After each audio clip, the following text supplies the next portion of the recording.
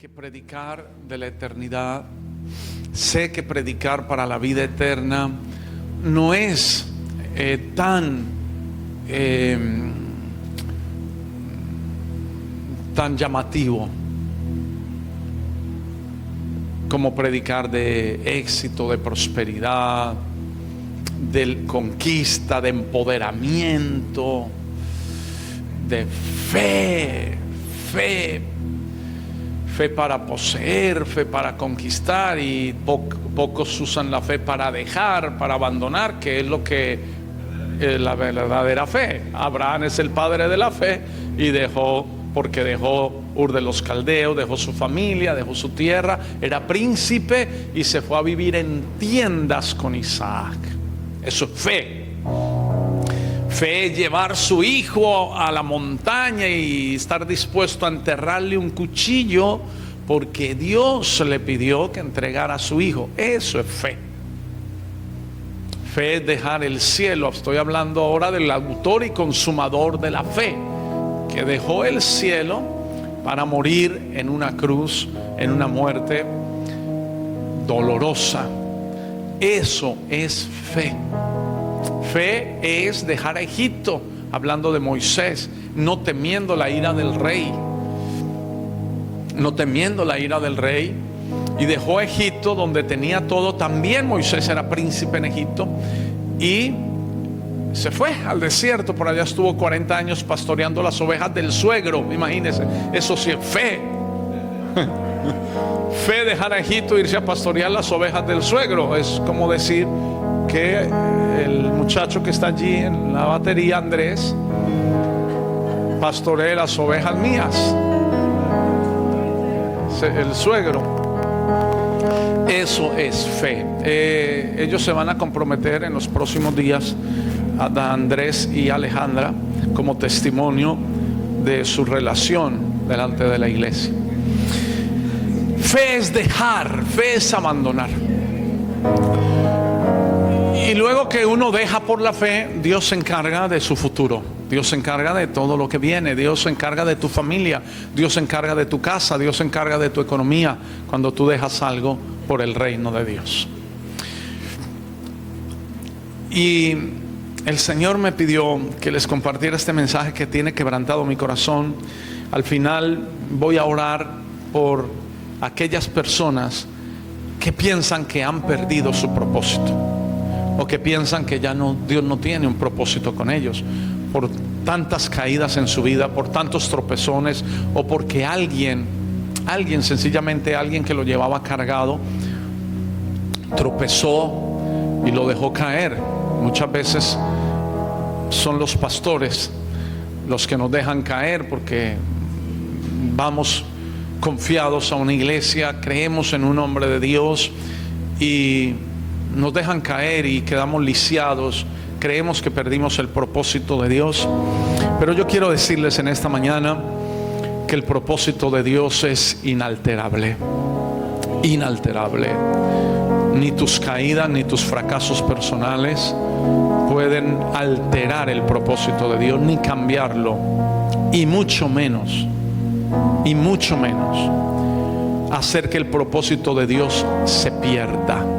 Dios tiene un propósito con cada uno de ustedes. Dios tiene propósitos con cada uno de ustedes. Y cuando nos colocó en el vientre de nuestras madres, nos colocó con un propósito. Y Él sabía lo que iba a pasar en el transcurso de nuestra vida. Él sabía que usted se iba a rebelar. Él sabía que usted se iba a ir por otro camino. Él sabía que usted se iba a casar con la que Dios le dijo que no se casara. Pero eso no niega que Dios al final cumplirá su propósito. Al final. Obviamente que los hombres pasarán su proceso, pero el propósito de Dios se mantiene firme, es estable. Así que yo oro que el Espíritu Santo tome control de mi vida. Una vez más me someto a la presidencia del Espíritu Santo de Dios. Él es mi todo, mi amigo, mi consejero, y el que me revela, me da luz para entender la palabra de Dios. Y que el Señor nos abra los ojos a todos los que estamos aquí, los ojos del entendimiento, para que reconozcamos que su propósito requiere que nosotros seamos completa y absolutamente para Él. Que su propósito requiere que nosotros seamos completa y absolutamente para Él. Amén y amén. Aleluya. ¿Cuántos están listos? Poquitos. ¿Cuántos están listos? ¿Estamos aquí en esta mañana? Esta mañana tarde ya casi. Ok. El propósito inalterable de Dios de que el hombre gobierne en la tierra y eche fuera a Satanás permanece firme. El propósito inalterable de Dios de que tú gobiernes en la tierra y de que tú eches fuera a Satanás permanece inalterable en tu vida. Obviamente que al final ese propósito va a pedir de nosotros que nos entreguemos enteramente a Dios. Pero mientras tú pasas ese proceso, el propósito sigue firme.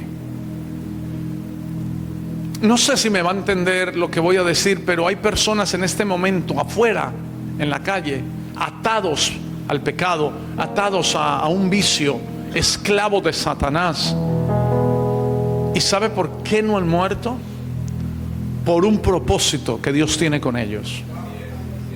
Y nosotros podemos ver en esa persona una persona sin esperanza, una persona sin valor, inclusive una persona despreciable.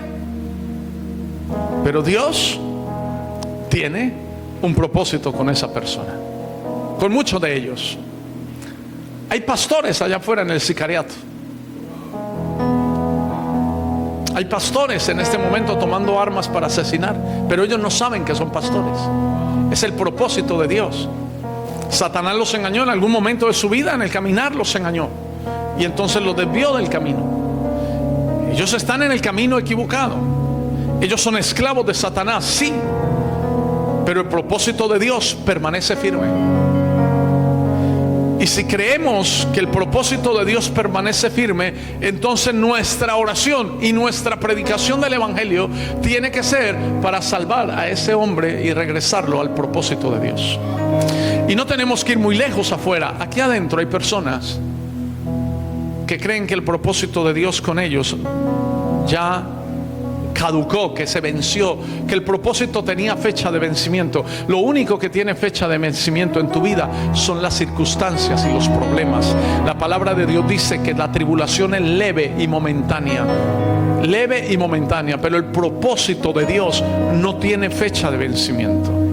El propósito de Dios sigue firme. Es más, hay personas que mueren sin cumplir el propósito de Dios, y cuando atraviesan las puertas de la muerte y llegan a la eternidad, se dan cuenta que su propósito hasta el último día de la vida estaba ahí, firme. No era sino regresarse a Dios. No era sino tomar una decisión de entregarse completamente a Jesús para que ese propósito se cumpliera en ellos. Por eso alguien dijo que el mayor banco o el banco más rico son los cementerios, porque allí están enterrados tesoros y propósitos que nunca se descubrieron. O sea, hay personas en el cementerio que nunca supieron qué eran. Algunos iban a ser, estaban diseñados por Dios para ser médicos, cirujanos, o abogados, o pastores, o sacerdotes, o ministros. Y nunca lo entendieron, nunca lo descubrieron. Murieron sin cumplir el propósito. Todos esos tesoros se enterraron con ellos. Usted está aquí hoy para que el propósito de Dios regrese a su vida y para entender que el inalterable propósito de Dios sigue contigo. Ahora, hay un propósito de Dios también para tus hijos, y esto es importante. Tus hijos pueden estar hoy en rebelión, y eso no significa que Dios no tiene un propósito con ellos. La generación de los rectos es bendita. No he visto justo desamparado ni su descendencia que mendigue pan. Y entonces a veces pensamos, ¿será que mi hijo no tiene un propósito de Dios? ¿Será que mi hijo fue destinado para ser un rebelde, un desobediente, o para ser un bandido, un malandro? No sé. No, tus hijos tienen un propósito de Dios. Y toda esa rebelión y todas esas manifestaciones de desobediencia y manifestaciones de altanería no pueden cambiar el propósito de Dios. Esto yo quiero que quede muy en claro. El propósito de Dios es inalterable. Inalterable. Ni tú lo puedes alterar. Tú no puedes cambiarlo. Ese propósito sigue firme y lo vamos a ver en la palabra de Dios. No olvidemos que el hombre fue creado a la imagen de Dios. Hablamos hace 8 días que la imagen de Dios era Jesús, que cuando Dios fue a crear al hombre, hubo una reunión en la deidad y dijo: hagamos al hombre a nuestra imagen. Era una reunión porque se está hablando en plural. Hagamos a nuestra imagen, conforme a nuestra semejanza. Y cuando Dios crea al hombre, ya no habla en plural, dice: a imagen de Dios lo creó.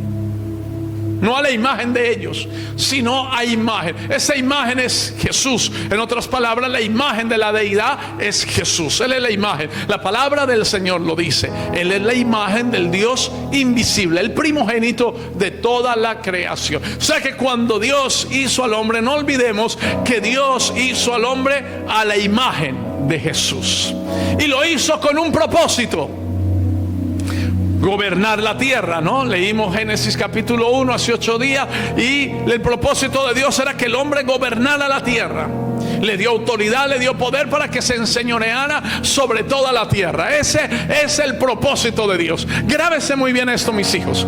Grábese muy bien porque va a ser muy importante. O sea que en Génesis capítulo 1, versículo 26 y versículo 27 se revela cuál es el propósito de Dios para el hombre. El hombre que tiene la imagen de Dios. La imagen de Dios, ¿quién es? Jesucristo. Amén. Entonces cuando Dios hace a Adán, lo hace a la imagen de Jesús. ¿Para qué? Para gobernar la tierra. Gobernar la tierra. Ese es el propósito de Dios. ¿Y por qué Dios quería que el hombre gobernara la tierra? Porque no se le olvide que la tierra en Génesis 1 verso 2 estaba desordenada y vacía. No desordenada y vacía porque de repente se puso desordenada y vacía, no, sino que la tierra se volvió desordenada y vacía porque Lucifer, que era quien custodiaba la tierra, dice Ezequiel, se rebeló en el cielo y fue arrojado del cielo a la tierra. Entonces de Génesis 1:1 a Génesis 1:2 pasan muchísimos años, y cuando Lucifer es arrojado a la tierra entra en un caos, en un desorden, en una oscuridad. Entonces no se nos olvide eso, no pasemos por alto eso.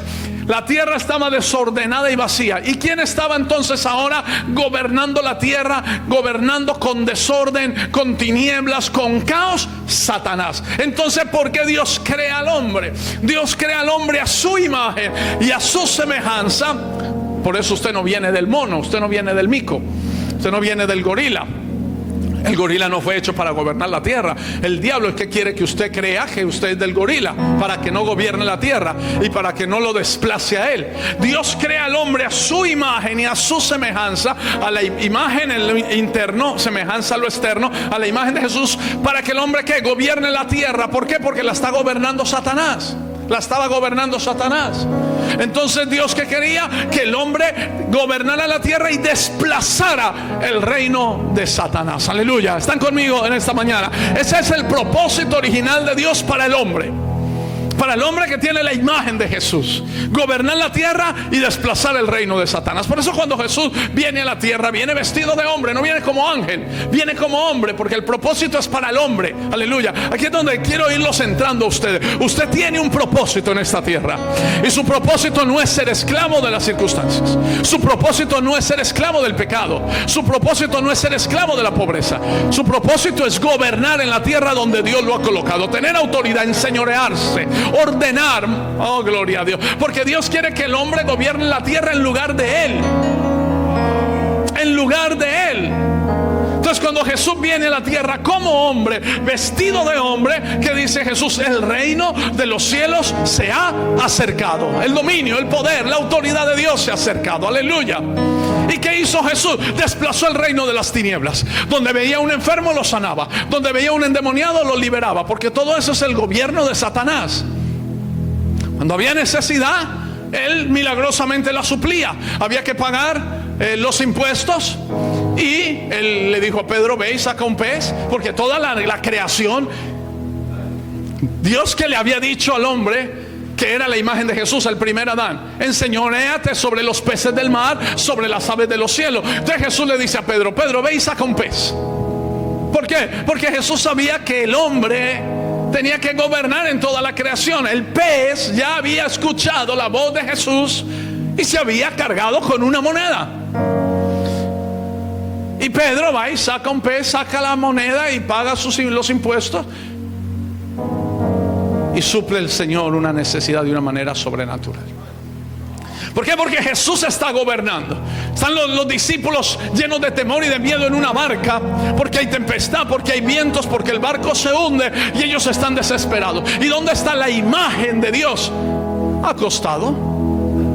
Está allá en la popa, durmiendo. No lo despierta nadie.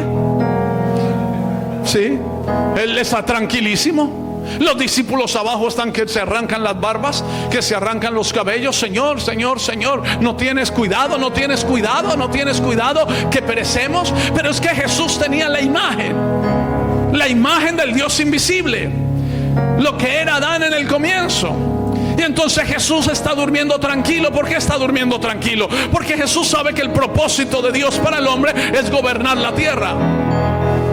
Cuando uno sabe, oh, gloria a Dios, cuando tú sabes que Dios tiene un propósito contigo, cuando tú sabes que Dios tiene un propósito inalterable contigo, tú sabes porque sabe que tú no te vas a morir sin cumplir ese propósito. Jesús había dicho: pasemos al otro lado. Y no importa si la tempestad se levantó, Jesús sabía que había un propósito, y era pasar al otro lado, porque al otro lado estaba el endemoniado gadareno, y Jesús no se iba a ahogar. Jesús no vino a morir ahogado. Cuando tú sabes que tú tienes un propósito, tú sabes que tú te mueres el día que Dios determine morirte. Tú no te vas a morir bajo las balas de un asesino. Pocos amenes, pocos amenes.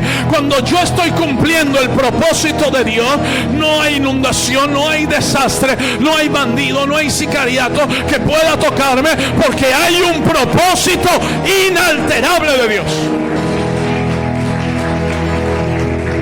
Entonces, ¿por qué muere tanta gente en desastres y en tragedia? ¿Sabe usted y sé yo si esa persona se rindió al propósito de Dios? Es diferente cuando uno descubre el propósito de Dios y dice, se entrega uno total y completamente a ese propósito y le dice al Señor: Señor, hágase conmigo conforme a tu voluntad. Cuando usted dice eso, no hay tempestad que lo ahogue.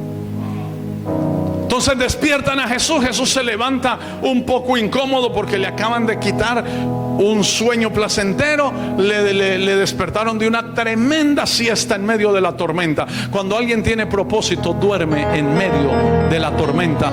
Cuando alguien tiene propósito de Dios, se sienta al lado de un león, coge la cola del león y se acuesta. Hace una almohada de la cola del león. Pregúnteselo a Daniel.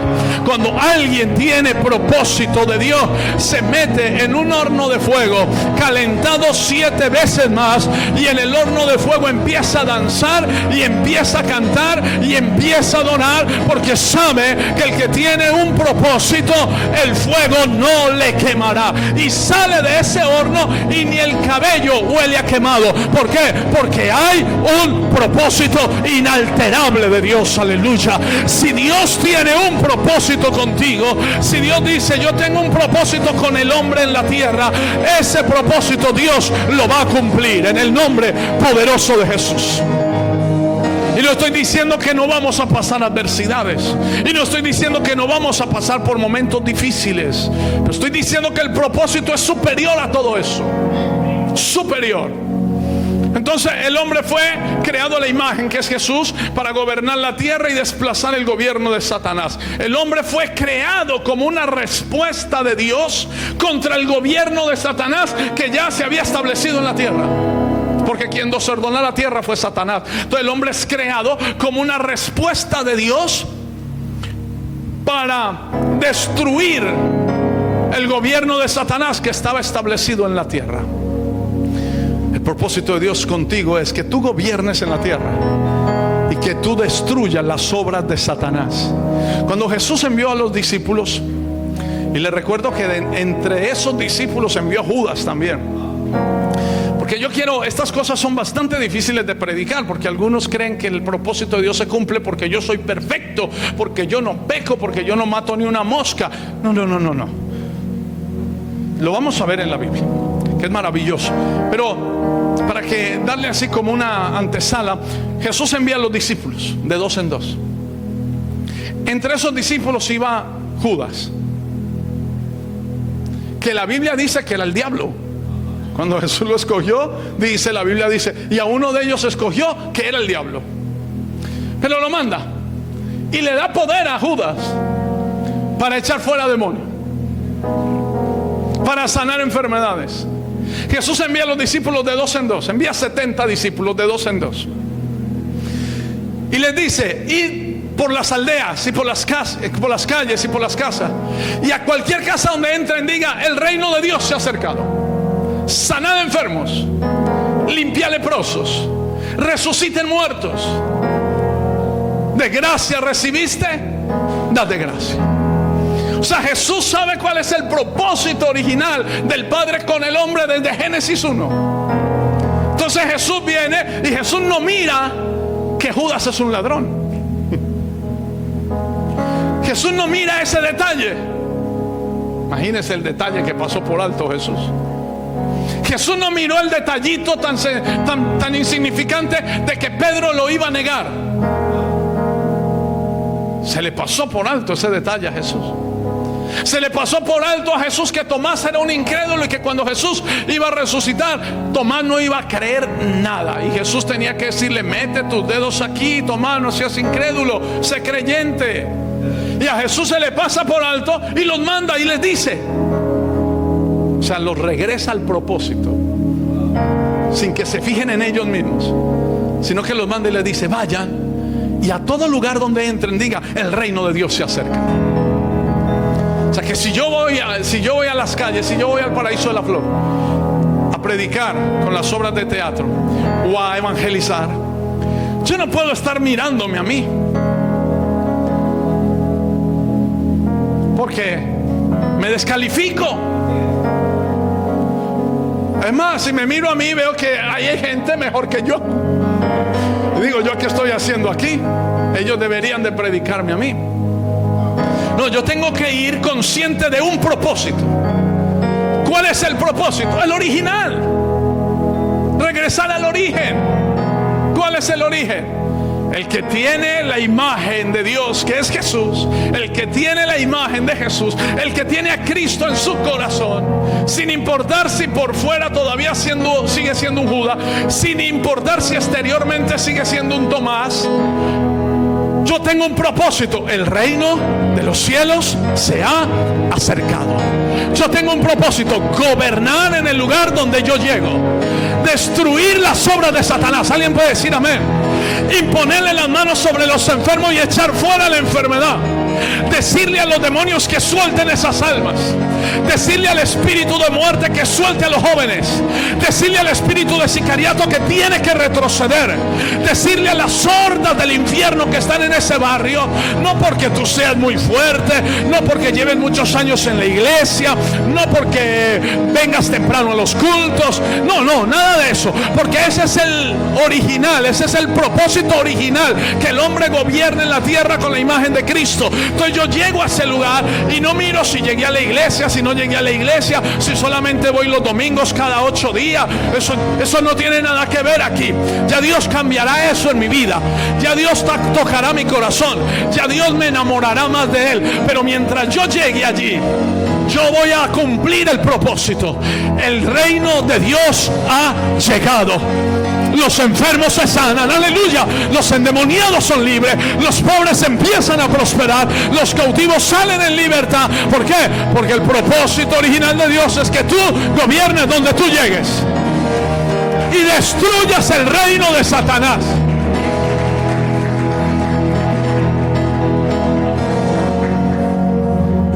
El hombre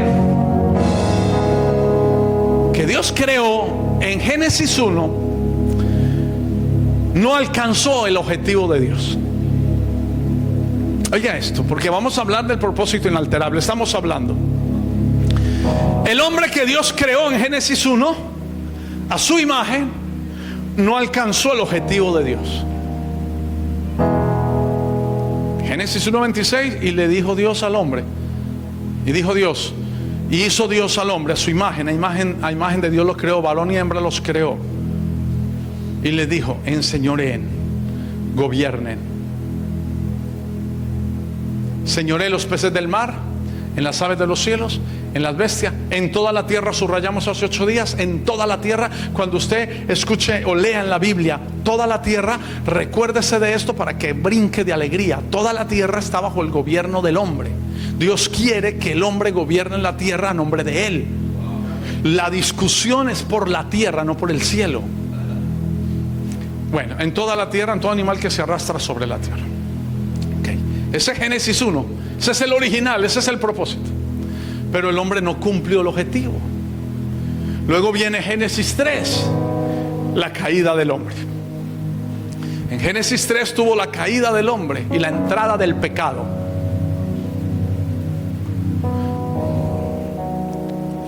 Cuando el hombre cae en pecado, pierde este objetivo y le entrega el dominio de la tierra a Satanás. Se lo regresa a Satanás, porque en Génesis 1:2 lo tenía Satanás. Estaba desordenado y vacía, era Satanás gobernando. Dios crea al hombre y le entrega el dominio de la tierra. O sea, se lo quita a Satanás y se lo entrega al hombre. Dios le entrega el dominio de la tierra al hombre, pero el hombre peca y le entrega el dominio a Satanás. Esto debería ser para nosotros de mucha consideración. ¿Por qué? Porque el pecado no es un buen negocio. O sea, yo no peco porque voy a la iglesia. No, yo no peco es porque el pecado me quita a mí el dominio en la tierra, y el pecado me pone como esclavo de Satanás. Por eso, sencillo, yo no peco porque el pastor me mire, yo no peco porque mi esposa me esté vigilando. No hay peor cosa que usted dejar de pecar porque tiene un policía atrás. Eso es como, yo creo que eso es como ser santo dentro de la cárcel, pero apenas abran las rejas de la cárcel, salir y ser un bandido. Y eso pasa mucho. Muchos dentro de la cárcel son cristianos hasta que salen de la cárcel. Ok, el hombre en Génesis 3 cae, pierde el objetivo, no cumple el propósito y se entrega al pecado. ¿Qué pasó allí? El hombre cayó bajo el dominio de Satanás y todo parecía que se acabó. Todo parecía acabarse. Aparentemente Satanás había vencido. Aparentemente Dios resultaba inferior. Aparentemente. ¿Por qué? Porque la imagen de Dios ahora es esclava de Satanás. La imagen de Dios es el hombre. O sea que ahora Satanás tiene dominio sobre la imagen de Dios. ¿Usted se imagina la fiesta que Satanás hizo el día que hizo caer a Adán y a Eva en pecado? Era la imagen de Dios en la tierra. Era la primera vez que Dios se hacía hombre. Fue la primera vez que Dios se hizo hombre en Adán. Y cuando Satanás hace caer a ese hombre, está haciendo caer la imagen de Dios. Entonces ahora Satanás tiene dominio de la imagen de Dios. Mis hijos, no peque, porque pecar le da a Satanás unas ínfulas de grandeza. Cree que ha acabado con el propósito de Dios en tu vida. Cree Satanás. Y aparentemente parece que Dios era inferior. Aparentemente la imagen de Dios, el dominio de Dios en la tierra, ahora eran esclavos de Satanás. Y si solamente Génesis 1 hablara del propósito de Dios para el hombre, allí hubiera terminado ese propósito. O sea, si Dios nunca hubiera vuelto a mencionar el propósito, allí hubiera terminado. Pero gracias a Dios, que Dios de ahí en adelante sigue mencionando su propósito para con el hombre. Es más, la misma autoridad que Dios le dio a Adán, se la dio luego a Noé después del diluvio. Gobierna en la tierra, enseñorees en la tierra. Eso está en Génesis 9. Oiga eso. Y sabía Dios. Primero, Dios acaba de destruir toda la creación con un diluvio, porque el hombre en su corazón era de continuo hacer el mal. Y Dios estaba harto del hombre y mandó un diluvio. Pero aún así, cuando después del diluvio y el arca reposa en tierra seca y sale Noé y hace un altar para Dios, Dios le da la misma bendición que le dio a Adán. O sea, le habla del mismo propósito. O sea, Dios como que se olvidó también, le pasó lo mismo que a Jesús. Pasó por alto que el hombre había pecado, y pasó por alto que Noé se iba a emborrachar unos días después. Pero le habla del propósito: te enseñorearás. Es que yo creo que la mejor manera de Dios salvar a alguien del pecado es diciéndole, hablándole de su propósito con él. O sea, cuando Dios ve que alguien va a pecar, o cuando Dios ve que alguien está en pecado, Dios no lo salva haciéndolo consciente de su pecado. Dios lo salva diciéndole: tengo un propósito contigo. Te llamé, te escogí, te separé, te he guardado para que gobiernes, para que tengas autoridad, para que seas bendecido, para que seas mi gloria en la tierra, para que lleves mi nombre, para que levantes mi testimonio, para que salves vidas a los pastores, para que sanes enfermos a los creyentes, para que prosperes en medio de esta generación. Cuando Dios empieza a hablar del propósito, Dios hace que el hombre pierda el deseo, pierda la pasión y pierda el deleite por el pecado. ¿Por qué? Porque el propósito es más llamativo, el propósito es más me cautiva, el propósito es más cautivante, seduce. Es mejor el propósito de Dios que el pecado. El propósito de Dios me da autoridad. El propósito de Dios me da gobierno. El propósito de Dios me prospera. El propósito de Dios me da una autoridad para ordenarle al viento que se calle, al mar que enmudezca. El propósito de Dios me da autoridad para decirle a las balas asesinas: no tocarán mi casa, no tocarán mis hijos. El propósito de Dios me da poder para decirle al cáncer: cáncer, sécate. Cáncer, fuera. Monte, quítate, échate en el mar. Eso es para los que tienen propósito.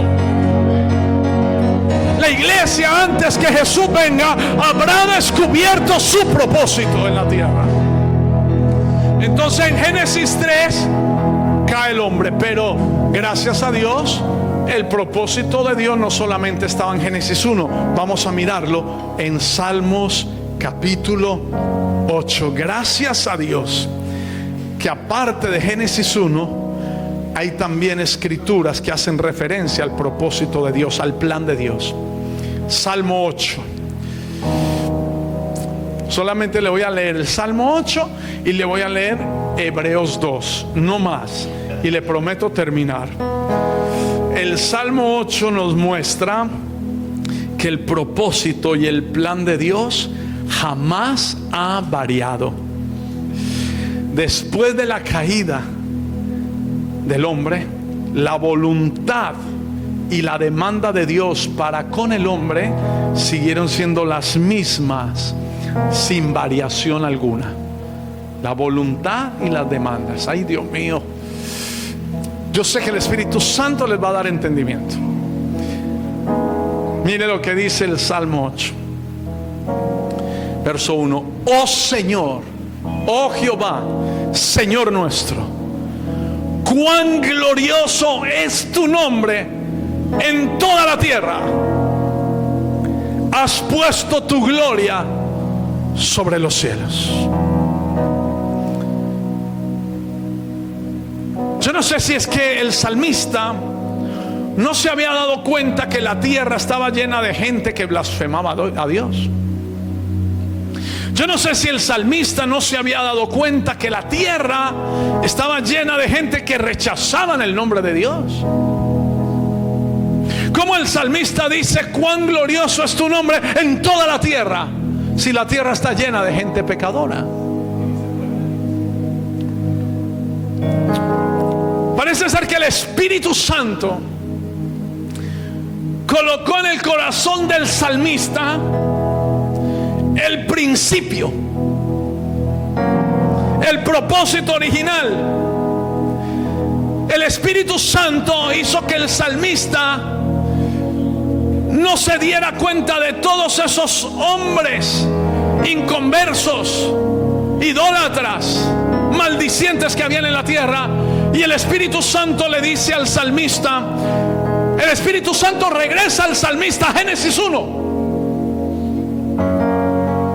Lo más importante de todo el Salmo 8 es que el salmista habla de Génesis 1 y nunca habla de Génesis 3. Habla de lo que Dios quiere con el hombre y no de lo que el hombre había hecho.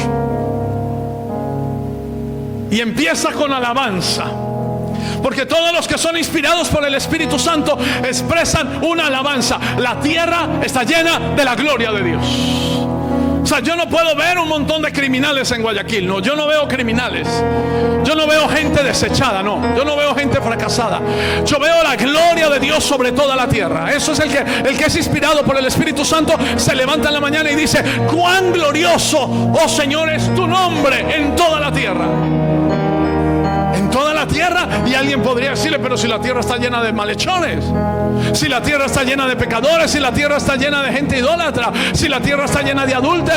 No, Señor, tu nombre es grande en toda la tierra. ¿Por qué? Porque el salmista, por dirección del Espíritu, está mirando Génesis 1, no está mirando Génesis 3. Y Dios quiere que tú te mires en Génesis 1, no en Génesis 3. Y Dios quiere que tú te mires en el propósito original de Dios, no en el pecado en el que tú caíste.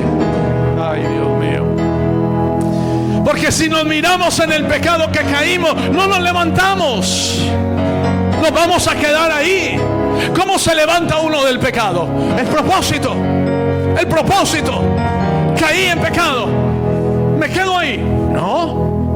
Creo que el pastor Fabricio decía el viernes: nos levantamos, nos arrepentimos rápidamente, no actualizamos maldiciones. El que cae, ¿qué hace? No puede leer su historia en Génesis 3. Tiene que leer su historia en Génesis 1.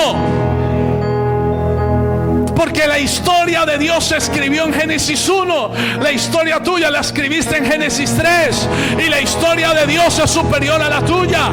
Lo que Dios escribió, el libro que Dios escribió acerca de ti, lo escribió antes que tú escribieras el tuyo acerca de ti. Y si quieres tener poder y autoridad, tienes que leer el libro de Dios, no el libro tuyo. Por eso el salmista empieza a hablar de lo que Dios escribió en el Salmo, en el Génesis 1. Vamos al versículo 2. Vamos a leer todo el Salmo, por favor. Esto es poderoso. Versículo 2. De la boca de los niños y de los que maman, fundaste la fortaleza a causa de tus enemigos, para hacer callar al enemigo y al vengativo. Dios, ¿qué está diciendo el salmista? De la boca de los niños y de los que maman. ¿Qué dijo el pastor Fabricio ahorita antes de despedir los niños a la escuela? Que para los niños es más fácil recibir la palabra de Dios porque no tienen conceptos, ¿ya? Porque no tienen fortalezas en la cabecita, ¿ya? Porque aunque son rebeldes, aunque chillan para que les den comida, aunque tiran la tacita por allá, ellos no miran eso. Ellos no miran eso.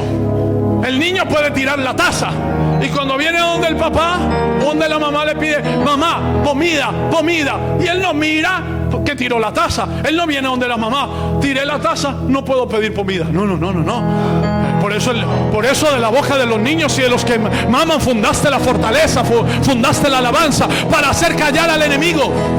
Aquí está el propósito de Dios. Que el hombre de Dios, que tiene corazón de niño, que no está condenándose por sus errores, sino que está mirando al amor del Padre. ¿Qué niño se condena por los errores? usted se imagina que ahora Adriana le diga a Abigail: no te voy a dar almuerzo porque te fuiste para el baño de la iglesia a tocar esa cosa ya. No, no, no. A Abigail le van a dar almuerzo normal. Y Abigail no está preocupada por nada. A mí, con todo respeto, a mí me importa si le gusta o no le gusta, mami. Yo aquí me voy a mover. Usted fue la que me tuvo. Así es sencillo. Bueno, mi Dios me hizo. Él fue el que me hizo. Él fue el que te hizo. Él fue el que te creó. Y Él no tiene problema contigo porque Él te creó. Y Él no tiene problema con lo que escribiste en Génesis 3, porque cada uno de nosotros tiene un Génesis 3. Él no tiene problemas con lo que escribiste en Génesis 3, porque Él escribió antes de que tú escribieras. Y el que tiene la primera palabra tiene la última. Y Dios dijo que ibas a gobernar la tierra. Y Dios dijo: voy a hacer al hombre a mi imagen y a mi semejanza. Y se va a enseñorear. Y va a destrozar las obras del enemigo. Y va a destruir las obras de Satanás. Ese eres tú en Cristo. Ese eres tú en Dios. Esa es tu imagen en Dios.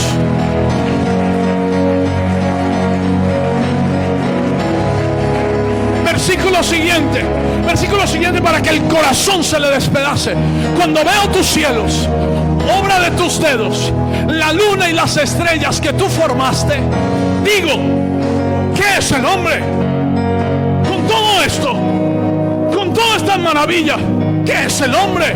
Para que tengas de él memoria, y el Hijo del Hombre para que lo visites. O sea, ¿qué razón? ¿Qué razón hay? Las montañas son superiores al hombre, los ríos superiores al hombre, el sol superior al hombre, la luna. Yo me digo, dice el salmista, ¿qué es el hombre? Para que tengas de él memoria, y el Hijo del Hombre para que lo visites. Y mire lo que dice: le has hecho poco menor que los ángeles y lo coronaste de gloria y de honra. Le hiciste. ¿De qué está hablando el salmista bajo la dirección del Espíritu Santo? De Génesis 1. Y le hiciste señorear sobre las obras de tus manos. Eso es el hombre. Ese es el propósito del hombre. O sea, yo veo todo esto y me pregunto cómo un hombre tan chiquitico, tan débil, haya sido coronado de gloria y se le haya entregado el dominio y la autoridad de toda esta creación. Todo lo pusiste debajo de sus pies. Verso 7. Ovejas y bueyes, todo ello, y asimismo las bestias del campo, las aves de los cielos y los peces del mar. Por eso Jesús le llamaba a los peces. Por eso Jesús le decía a Pedro: tira tu red a la derecha. ¿Por qué? Porque Jesús ya le había dicho a los peces que se ubicaran al lado derecho, porque hay dominio. No, Dios mío. Mire, el hombre que tenga la imagen de Dios, el hombre que se encuentre en Cristo Jesús y que cargue la imagen de Jesús, créame, mis hijos, créame, así esto vaya en contra de su religión, créame que usted puede mandar a esta tierra, a que esta tierra lo bendiga. Este país me va a bendecir. Esta tierra nos va a bendecir. La provisión, los recursos. Esta tierra dará recursos para la iglesia. Esta tierra dará recursos para la iglesia. El cielo y la tierra se pondrán en armonía para bendecir la iglesia del Señor Jesucristo en los últimos tiempos. La iglesia no será mendiga. La iglesia estará reinando. Será señora, aleluya, de la tierra. Vamos a mirar si esto le revienta el corazón. Todo cuanto pasa por los senderos del mar, oh Jehová, Señor nuestro, cuán grande, y vuelve y repite, cuán grande es tu nombre en toda la tierra. Y cuando habla de toda la tierra, se refiere al dominio del hombre. El salmista no vio a Satanás gobernando la tierra. El salmista vio al hombre gobernando la tierra. Ahora, si nosotros hubiéramos escrito ese salmo, si nosotros, algunos de ustedes que los conozco muy bien, hubieran escrito ese salmo, Entonces usted llega, tan, tan, tan, Señor, grandes son los cielos, maravillosos son las lunas, las estrellas. Y el hombre, Señor, el hombre que tú creaste y le diste dominio, le diste poder, y para que se enseñoreara. Y si nosotros hubiéramos escrito ese salmo, hubiéramos añadido, ¿sabe qué hubiéramos añadido? Lástima que el hombre haya pecado. Ya eso no se puede cumplir. Así algunos de los que están aquí en la iglesia son así. Sí, pastor, yo sé que Dios me hizo para gobernar, para hacer Señor, pero yo pequé. Lástima que yo haya pecado, pastor. Perdí el gobierno de Dios. No saben que el propósito de Dios es irrevocable. Irrevocable. Lo más maravilloso del Salmo, no sé si a usted se le termina el Salmo 8 en el verso 9. A mí se me termina en el verso 9. De ahí no sigue. De ahí para abajo no hay más, no hay más, ¿cierto? Algunos quieren añadirle, pero el hombre pecó y perdió ese poder que Dios le dio, ese gobierno que Dios le dio. Algunos de nosotros hubiéramos colocado allí Salmo 8:10, verso 10 del Salmo 8. Qué lástima que el hombre haya pecado. Qué lástima que el hombre haya caído. Qué lástima que el hombre haya sido expulsado del jardín del Edén. Y verso 11 hubiéramos puesto nosotros. Nunca más podrá conseguir aquello que Dios le dio en el principio. Y verso 12 le hubiéramos puesto nosotros. Verso 12: el hombre por su caída perdió el propósito de Dios. Biblia, versión Religiosos 2024. Pero así no fue. Así no fue, ¿sabe por qué? Porque Dios quiso dejar muy en claro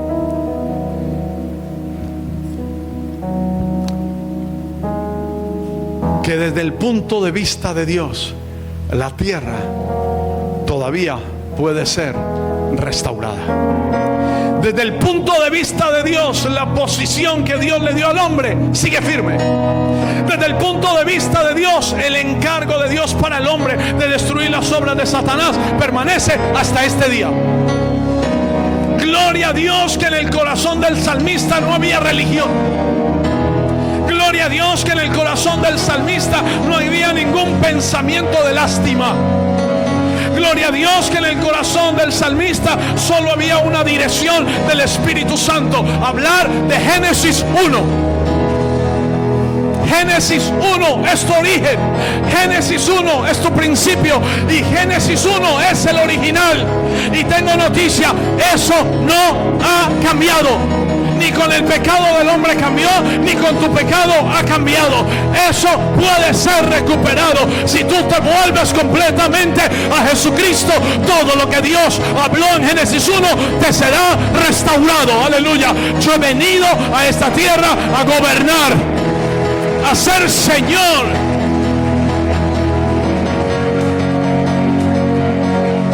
Amados hijos y amados hermanos, es por esa razón que a partir del versículo 3 del Salmo 8, el salmista cuenta la historia antigua, la historia de Génesis 1. Y es por esa razón que el salmista ignora por completo Génesis 3. El Espíritu Santo hizo que el salmista ignorara, olvidara o pasara por alto el capítulo 3 de Génesis. Eso es lo más sobresaliente de ese salmo. Se habla del hombre gobernando, no se habla del hombre en pecado. Voy a leerles otros versículos para terminar. Por eso el salmista podía alabar a Dios, porque el salmista no miraba todos los malhechores que habían en la tierra. El salmista miraba el propósito de Dios para la tierra y sabía que ese propósito de Dios se iba a cumplir. O sea que yo tengo noticias para la iglesia. La iglesia, cuando se vaya de la tierra no va a estar bajo el yugo de Satanás. La tierra, cuando la iglesia se levantaba, la iglesia estaba gobernando la tierra, ordenando la tierra, mandando a la tierra. La palabra de Dios dice que cuando el Señor venga, que por eso no ha venido, dice la palabra de Dios, porque hasta el momento hay quien lo detenga a Satanás, al príncipe de las tinieblas. Cuando la iglesia sea levantada, esta tierra queda en manos de Satanás.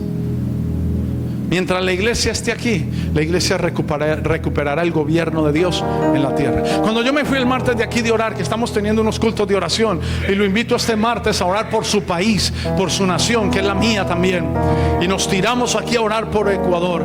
Cuando yo me fui a orar y quise descansar, a las 12 de la noche el Espíritu Santo vino a mi cama y me dijo: el sábado no te vas al Paraíso de la Flor, el sábado te tienes que ir a la iglesia a interceder, porque mientras esos jóvenes estén allá, va a quererse levantar un espíritu de sicariato para entorpecer la reunión, y habrán disparos que amenazarán a los jóvenes. Habrá gente que la palabra que escuché el Espíritu Santo fue boicotear la reunión. Entonces me vine para acá con 3 viejitas más conmigo.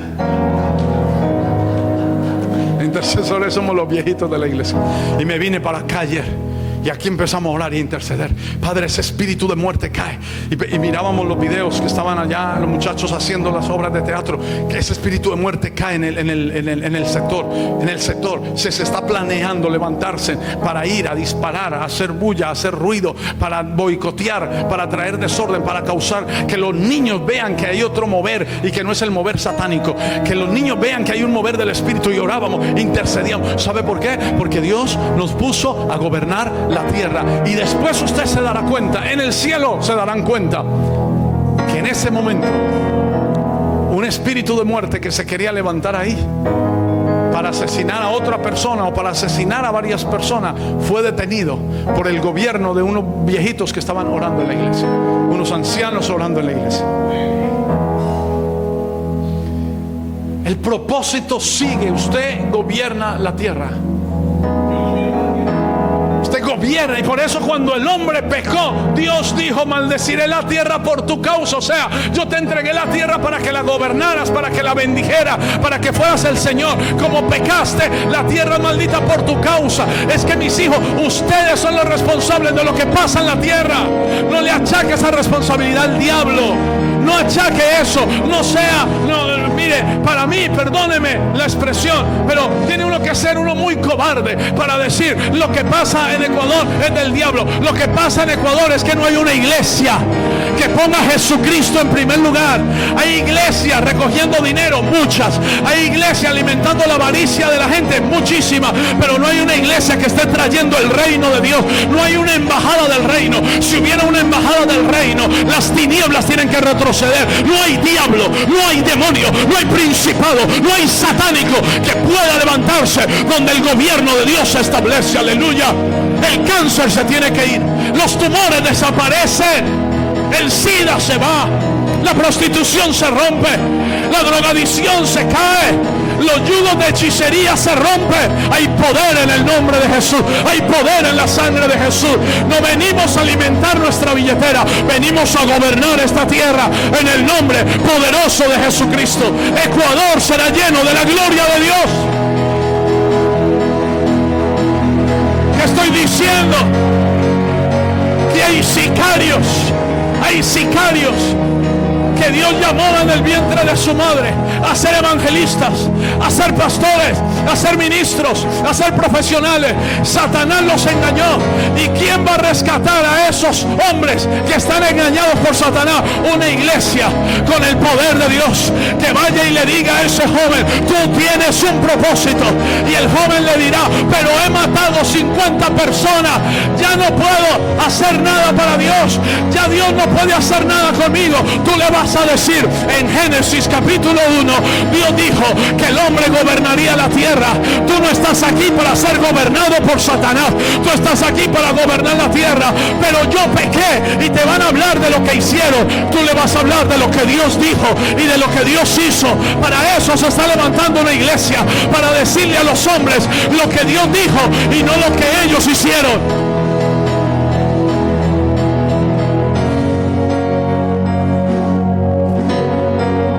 Tenemos que reconocer, amados, que Dios jamás puede ser derribado. O sea, si usted me dice a mí que el propósito de Dios con el hombre se perdió y el propósito de Dios con el hombre se cayó porque el hombre pecó, usted me está diciendo que Dios fue derribado, y Dios no puede ser derribado. Dios no puede ser derribado. Si hay alguien que ha sufrido golpes, si hay alguien que ha sufrido duros golpes y que haya sido atacado diariamente, se llama Dios, y no ha sido derribado. Génesis 1 habla de la voluntad de Dios. El Salmo 8 habla de la voluntad de Dios después de la caída del hombre. Oye, para que entienda, mis hijos, para que entienda y se le habla de entendimiento. Génesis 1, verso 26, habla del propósito de Dios con el hombre antes de la caída. Ahí era fácil. Te voy a dar dominio, gobierno y autoridad. Ok. Viene el capítulo 3 de Génesis y el hombre cae. Y Dios viene y habla a través del salmista en el Salmo 8. Y habla otra vez del propósito de Dios con el hombre, pero esta vez después de la caída. El mismo propósito en diferente tiempo y espacio. El propósito sigue, los tiempos cambian. ¿Ve? Ojalá entienda eso, por favor. Eso le salva su vida, y a mí me salva la mía. O sea, los tiempos y los espacios cambian. Aquí en Génesis 1 el hombre era perfecto y Dios le dice: gobernará la tierra. Aquí en Salmo 8 el hombre ya es un pecador. La tierra está llena de pecadores y el salmista dice: cuán glorioso es tu nombre en toda la tierra. Y empieza a hablar del hombre. ¿Y qué es el hombre? Y le has dado poder, y le has dado autoridad para que se enseñoree en la obra de tus manos, y lo has vestido de gloria. Pero ¿dónde le está hablando de ese propósito? Después del pecado. O sea, un espacio perfecto, un propósito perfecto. Un espacio imperfecto y el propósito sigue siendo perfecto. Un hombre perfecto en Génesis 1 y el propósito perfecto de gobernar. Un hombre imperfecto en Salmo 8 y el propósito perfecto de gobernar. O sea, ¿cómo, dice Dios, cómo regreso a este hombre a que sea santo? Revelándole mi propósito, que lo he puesto para que se enseñoree de la tierra. Se lo muestro en Hebreos 2, que le dije que le iba a leer. Hebreos 2. Hebreos 2 habla del mismo propósito de Dios, pero ahora en la salvación. Otro espacio, otro tiempo. Hebreos 2, ¿qué dice? Ahí está la victoria de la salvación. Hebreos 2 capítulo 5. Porque no sujetó a los ángeles el mundo venidero, acerca del cual estamos hablando. Pero uno ha testificado en un lugar de las escrituras diciendo, el apóstol Pablo toma el Salmo 8. ¿Qué es el hombre? Mire, yo quiero que esté bien pendiente, porque esto es una cosa hermosa. ¿Qué es el hombre? Empieza a leer el mismo Salmo. ¿Qué es el hombre para que te acuerdes de él? O el hijo del hombre para que le visites. Recuerda que aquí ya está hablando en el contexto de la salvación. Creación, caída y aquí salvación. O el hijo del hombre para que le visites. Verso 7. Le hiciste, hablando de ese hombre, le hiciste un poco menor que los ángeles. El mismo Salmo. Pero préstelo con atención, porque aquí cambia algo. El apóstol cambia algo que es importante. Le hiciste un poco menor que los ángeles. Le coronaste de gloria y de honra, y le pusiste sobre la obra de tus manos. Todo lo sujetaste bajo sus pies. Está hablando de ese hombre. Pero en cuanto le sujetó, porque en cuanto le sujetó todas las cosas, nada dejó que no sea sujeto a él, a ese hombre. Pero todavía no vemos que todas las cosas le sean sujetas. Versículo 9. Pero vemos a aquel hombre, pero vemos a aquel que fue hecho un poco menor que los ángeles. Y aquí le da nombre a ese hombre del que hablaba el salmista. Pero vemos a aquel que fue hecho un poco menor que los ángeles, a Jesús, coronado de gloria y de honra. O sea, ¿cuál era el hombre al que Dios bendijo en Génesis 1? Adán tenía la imagen de ¿quién? De Jesús. Ahora viene en el Salmo 8 y el salmista le revela al hombre en pecado el propósito de Génesis 1: gobernar la tierra aún después de la caída. Y entonces viene el apóstol Pablo y dice: bueno, ese hombre, ¿sabe quién es? Vemos ese hombre que fue hecho un poco menor que los ángeles, Jesús, coronado de gloria. Y entonces usted dice: ah, ya entiendo, pastor. O sea que el gobierno de la tierra es para Jesús. El gobierno de la tierra es para Jesús.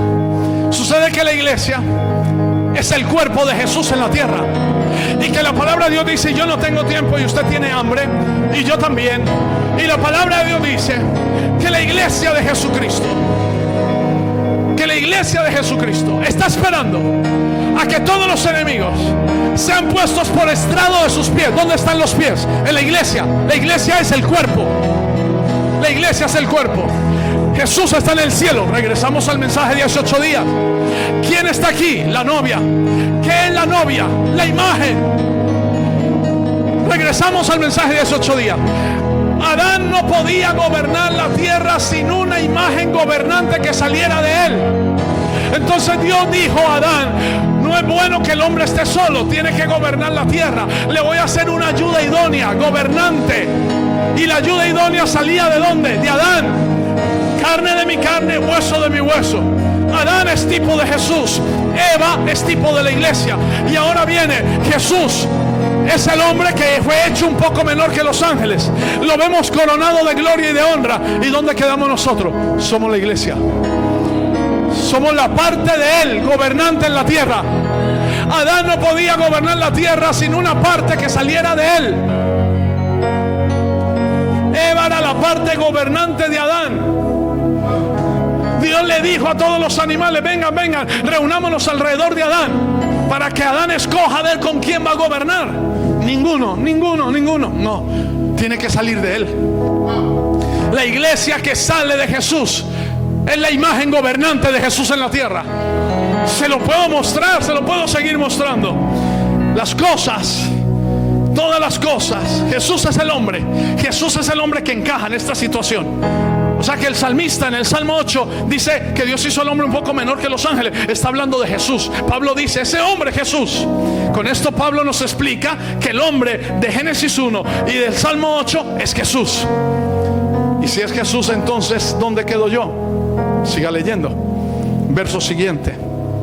Como el hombre cayó, como el hombre no ocupó el lugar, como el hombre pecó, como el hombre no cumplió el objetivo, entonces vino Dios e hizo hombre para recuperar el objetivo. Y entonces, ¿qué dice? Porque convenía aquel por cuya causa son todas las cosas y por quien todas las cosas subsisten, que habiendo de llevar muchos hijos a la gloria. ¿Dónde quedo yo? En los muchos hijos. Vemos a Jesús vestido de gloria. ¿Y qué hace Jesús? Lleva muchos hijos a la gloria para perfeccionarse. Muchos hijos a la gloria, perfeccionarse por aflicciones al autor de la salvación de ellos. Entonces, ¿dónde quedo yo? Yo quedo en que Jesús vino a salvarme. Y cuando me salvó, ¿qué hizo? Me llevó a la gloria. Gloria es poder, gloria es autoridad. O sea que cuando usted llega a Jesús, no llega a una religión, llega a la gloria de Dios. Y usted se convierte en los hermanos. Mire lo que dice el verso siguiente. Porque el que santifica y los que son santificados de uno son todos, por lo cual no se avergüenza de llamarlos hermanos. Le pregunté ahorita: ¿cómo hacemos que este hombre regrese a la santidad de Génesis 1? El que santifica, que es Jesús, y los que somos santificados, de uno somos todos.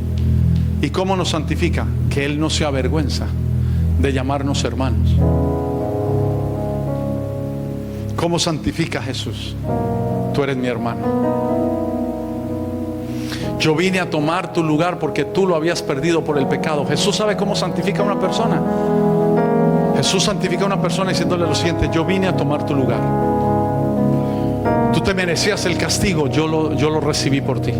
Tú te merecías la condenación, yo recibí la condenación. Tú merecías el juicio de Dios, yo lo recibí en la cruz. Y te llamo hermano, tú eres mi hermano, dice Jesús, tú eres mi hermano. Cuando usted escucha eso de Jesús, que tú eres hermano y que fuiste llevado a la gloria de Dios, tú te santificas por causa de ese propósito. O sea, lo que Jesús aquí está diciendo es, o lo que Pablo está diciendo de Jesús es, que Jesús vino y nos llevó a la gloria del primer Adán. Por eso la palabra de Dios dice que Jesús es el postrer Adán, porque Jesús vino a recuperar lo que el primer Adán había perdido. Por eso fuera de Jesús no se puede cumplir el propósito de Dios. El que cumple el propósito es Jesús, y yo en Cristo recibo el propósito de Dios para mi vida y vuelvo a gobernar. Cierre sus ojos, por favor. Termino diciéndole, la redención no cambió nada en el propósito de Dios. Al contrario, la redención, la salvación, da cumplimiento al propósito de Dios en la creación del hombre. Jesús no se avergüenza de llamarnos hermanos, porque Él procede del Padre y también nosotros procedemos del Padre. Nosotros somos los muchos hijos que hemos regresado a la gloria a través de Cristo. Cierre sus ojos y regrese al propósito de Dios. Regrese al propósito de Dios. Usted podrá decir, yo fallé, yo me equivoqué, yo pequé, yo caí, he sido decepcionado, me han herido, me han golpeado, hirieron mi corazón, me han traicionado. Yo creo que es muy difícil que yo regrese al propósito de Dios para mi vida. Y yo le puedo decir en esta tarde, el propósito de Dios es inalterable. Jesús vino para regresarte a ti a la gloria de Dios, para hacer de ti uno de esos muchos hijos que regresan a la gloria. ¿Qué es gloria? Autoridad, poder, a la gloria que tenía el primer Adán antes de pecar. Eso es Jesús. Eso es Jesús. El Espíritu Santo te ayude a entender esto. Ponte sobre tus pies. Voy a pedirle a los padres que comiencen a declarar sobre sus hijos que el propósito de Dios se cumple. Tus hijos no fueron concebidos para la maldición. Tus hijos no fueron concebidos para hacer vergüenza. El propósito de Dios se cumple en ellos. Ore por ellos ahora. Ore por ellos. Ore por ellos.